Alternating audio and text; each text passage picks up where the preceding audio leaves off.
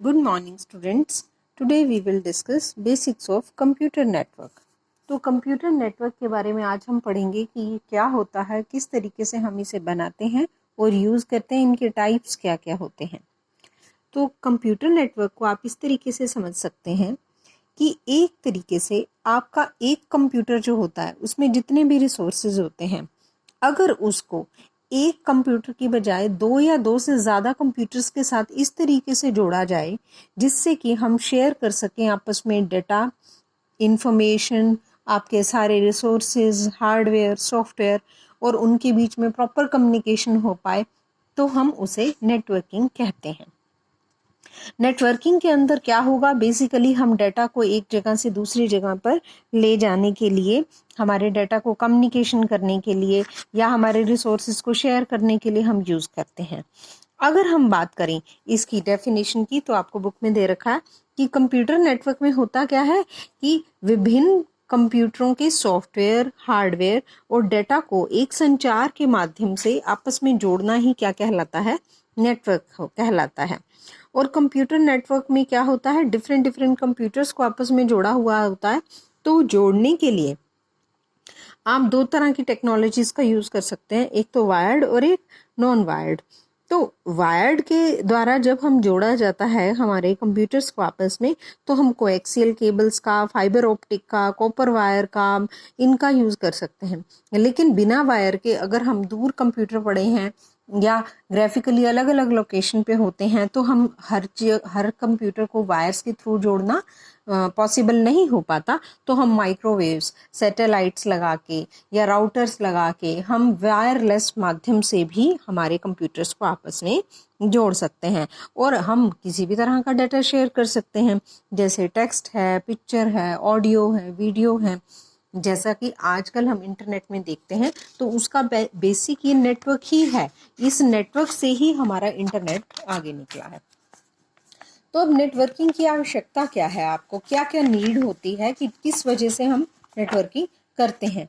तो नेटवर्किंग की आवश्यकता ये है कि सबसे पहले तो कंप्यूटर्स की हमें एक जगह पे फाइल पड़ी है, उनको हमें अलग अलग जगह जब शेयर करना होता है, तो हम क्या यूज़ करते हैं, कंप्यूटर के अंदर नेटवर्किंग यूज़ कर लेते हैं। जैसे आप यहाँ पर एक अपनी ही शहर के अंदर अपना बैंक में एक अकाउंट खुलवाते हैं, लेकिन किसी दूसरी शहर में जाकर आप एटीएम की मदद से कहीं से भी अमाउंट निकाल लेते हैं। तो वो डेटा वहाँ पर कैसे पहुँचता है, क्योंकि हमारी सारी बैंकिंग की फाइल्स शेयर्ड होती हैं, वो कंप्यूटर के सर्वर पे पड़ी होती हैं बैंकिंग के। इसीलिए आप किसी भी कंट्री में, किसी भी शहर में जाकर अपना जो है अमाउंट विड्रॉ कर सकते हैं उसके अंदर। इसके बाद है कि आप इक्विपमेंट्स को शेयर करना। इक्विपमेंट्स को शेयर करना क्या है कि जैसे मान लीजिए आपने अपने ऑफिस के अंदर एक कंप्यूटर के ऊपर आपने प्रिंटर लगा रखा है और बाकी 10 के ऊपर नहीं लगा रखा, तो अगर हमने उनको नेटवर्किंग से जोड़ रखा है, तो जिस भी फाइल का आपको प्रिंट आउट चाहिए, उस कंप्यूटर से आप मेन सर्वर जहाँ पे आपने प्रिंटर लगा रखा है वहाँ पे वो फाइल शेयर कीजिए और आप एक ही प्रिंटर से जितने भी कंप्यूटर्स पे कोई भी फाइल प्रिंट आउट निकालनी होगी तो आप निकाल सकते हैं। इसी तरीके से नेक्स्ट है विभिन्न प्रकार के कंप्यूटरों को संचार के योग्य बनाना। अगर हमारे कंप्यूटर्स में अलग अलग भी ऑपरेटिंग सिस्टम हैं, तो हम क्या करते हैं कि एक फाइल को दूसरी फाइल के साथ हम ट्रांसफ़र नहीं कर सकते। तो लेकिन अगर नेटवर्किंग होता है, नेटवर्किंग में क्या होता है, जैसे नेटवेयर आपने लगा रखा है या विंडो एंटी ऑपरेटिंग सिस्टम आप यूज़ कर रहे हो, तो आपके कंप्यूटर्स जो हैं आपस में डेटा को कम्युनिकेट कर सकते हैं। फिर है नेटवर्किंग के द्वारा जब हम डेटा को शेयर करते हैं, तो आपकी कम्युनिकेशन की स्पीड बहुत बढ़ जाती है, इतनी एक्यूरेसी आ जाती है कि आपकी सेम फाइल की कॉपी दूसरे के पास पहुंचती है।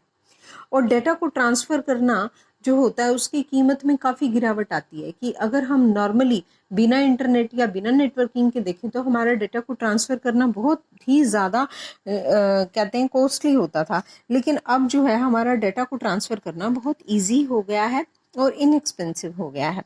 नेक्स्ट है ग्रुप वर्किंग। हम बात करें तो अगर नेटवर्किंग से शेयर होगा तो हम टीम वर्क कर सकते हैं। 4 अलग अलग कंप्यूटर्स पे बैठ के आप काम करिए और उसको एक जगह शेयर्ड डाटा करके रख लीजिए। हमारे बड़े बड़े डाटाबेस हैं, जैसे डीबीएमएस है, ग्राफिक्स हैं, तो उनके अंदर आपका डाटा इसी तरीके से शेयर किया जाता है और ताकि हम टीम वर्क कर पाएँ। नेक्स्ट है डाटा ट्रांसफ़र की जांच, कि अगर हमने मान लीजिए कोई डाटा शेयर किया है तो हमें ये पता चल जाता है कि कौन से कंप्यूटर से कौन सा मैसेज आया, कौन सा गया, तो हम डाटा ट्रांसफ़र को पूरा का पूरा इंस्पेक्ट भी कर सकते हैं कि किस किस तरीके से कहाँ से क्या डाटा ट्रांसफ़र हो रहा है। नेक्स्ट है आपकी उत्पादकता में वृद्धि। अगर आप किसी भी नेटवर्किंग वाले सिस्टम को देखें तो वहाँ पर हमारे काम करने के लिए जो है इतने अच्छे रिसोर्सेज हो जाते हैं कि हमारी क्या होती है, कीमत कम हो जाती है और हमारा काम ज़्यादा हो पाता है। तो ऑब्वियसली क्या होगा, आपकी प्रोडक्टिविटी जो है, उत्पादकता है जो, वो बढ़ जाएगी। तो इस तरीके से ये बहुत इनएक्सपेंसिव भी करता है आपके काम को और प्रोडक्टिविटी को इंक्रीज करता है। और उच्च विश्वसनीयता मीन्स बहुत रिलायबल होता है कि एक आपकी जो फाइल पड़ी है उसको 2 या 3 मशीन पे कॉपी किया जा सकता है, जिससे क्या होगा कि मान लीजिए अगर एक कंप्यूटर करप्ट हो गया तो उसकी कॉपी आपको दूसरी जगह बड़ी आसानी से मिल जाती है। तो ये रिलायबल सिस्टम होता है, इसमें हमारा किसी तरह के डेटा का नुकसान होने का खतरा नहीं बना रहता। तो हमारे कंप्यूटर के अनुप्रयोग क्या हैं, कहाँ कहाँ पर एप्लीकेशंस हैं, कहाँ कहाँ यूज़ होता है। आप आजकल के टाइम में देखें तो हर जगह लगभग लगा लीजिए आपका नेटवर्किंग का यूज़ होता है। जैसे आपके जितने भी ऑर्गेनाइजेशन हैं उनमें अगर आपको कोई हार्डवेयर, सॉफ्टवेयर, प्रिंटर वगैरह, कोई हार्ड डिस्क, कुछ चीज़ें अगर आपको शेयर करनी है तो वो शेयर कर सकते हैं आप नेटवर्किंग की मदद से। जैसे अब आप यहाँ देखिए कि डिफरेंट कंप्यूटर्स के ऊपर हमने एक ही प्रिंटर रखा हुआ है। किसी भी कंप्यूटर को अगर प्रिंट निकालना होगा तो वायर के थ्रू, नेटवर्किंग के थ्रू ये इससे कनेक्टेड है और आप अपना प्रिंट निकाल सकते हैं। नेक्स्ट है सिमिल्टेनियस एक्सेस, समकालीन मीन्स एक टाइम पे अगर आपके नेटवर्क या सर्वर पर जो भी डाटा स्टोर किया है उसको एक ही समय पर एक से ज़्यादा यूज़र जो है यूज़ कर सकते हैं। जैसे अगर हम बात करें, मान लीजिए रेलवे रिजर्वेशन का लें, उसमें नेटवर्किंग से सारा सिस्टम जुड़ा होता है। तो आपके डिफरेंट यूज़र्स एक ही टाइम पे आने वाली एक ही ट्रेन की टिकट्स बुक करते हैं एक ही टाइम पे, तो वो कैसे संभव हो पाता है, नेटवर्किंग के द्वारा। यहाँ पर अगर हम देखें तो एक और एग्जांपल आपको दिखाया है कि एक कंप्यूटर के पास एक हार्ड डिस्क है, वो सर्वर के पास है और उसके ऊपर सारा का सारा डाटा शेयर्ड है। अलग अलग यूजर उसे यूज कर रहे हैं और उससे डाटा एक्सेस करने की कोशिश कर रहे हैं। मान लीजिए सभी अपनी टिकट्स बुक कराने की कोशिश कर रहे हैं तो वो सबको सर्विसेज दे रहा है, इसीलिए इस मेन कंप्यूटर को हम कहते हैं सर्वर और बाकी क्या होते हैं, आपके क्लाइंट होते हैं या वर्क स्टेशन इन्हें हम कहते हैं।